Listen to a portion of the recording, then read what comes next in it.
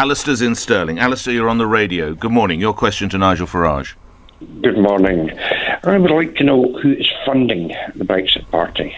Well, that's the remarkable story, Alistair, and I have to say this. I think of all the things we've done, this is our proudest achievement. We are approaching 100,000 registered supporters in 4.5 weeks, all of whom, Alistair, paid £25 through our website on PayPal to become registered supporters. We've also got coming through the door sacks of mail.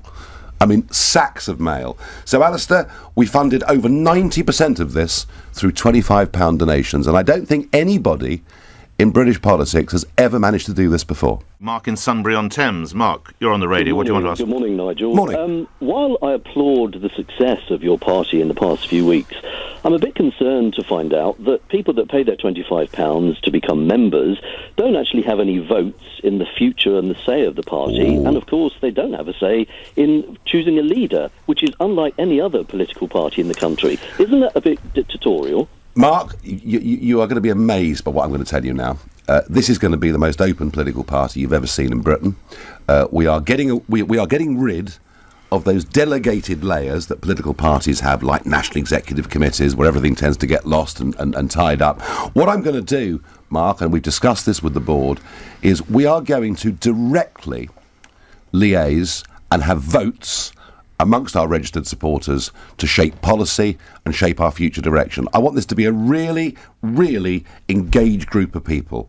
As far as they'll vote via email, presumably. Will absolutely, it? Yeah, not absolutely. rallies every day. No, it'll be an online platform, yeah, okay. and we are going to consult them, and we will produce policy on the basis of what our supporters think. And that, I think, is quite a radical departure. How long will a leader serve? How would leaders be changed? Well, Nick, remember this. This was set up effectively like a company, as opposed to a political party. We had no time because suddenly, it was becoming clear that a European election was being set up. So we have a limited company, we have a board of directors. So the board can move the chief executive effectively, i.e. you. And this will evolve over time. But we set this up very, very quickly so that we could make decisions, and we've made good ones. But you say that, quote some of your words, it's going to be the most open political party. Yeah. But you still won't share with me the big name donors. You've had it already once, Jeremy Hoskin. So no one else in the 20s and £30,000?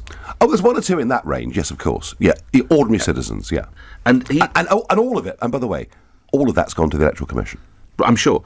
But it was the gentleman himself who made his name public. You didn't give it. Why so? There is a concern as to who might be giving the money. As long as you're asking Vince Cable the same question, and as long as you're asking the Conservatives the same, and of course you'll get no answers from them either. If I was to give you a name of somebody who'd given, not a massive cheque, but one over £7,500, right, you'd have 150 media smashing his front door down. It doesn't work. All right, okay. But response from you, Mark? Well, Nigel, yes, I think that's good. I'm glad to hear what you've said. But my other concern is, should you now not be coming up with some form of ideas for a future manifesto? Because let's hope, God willing, that Brexit will be on its way by October. Mark, the word manifesto, I'm never going to use it, ever.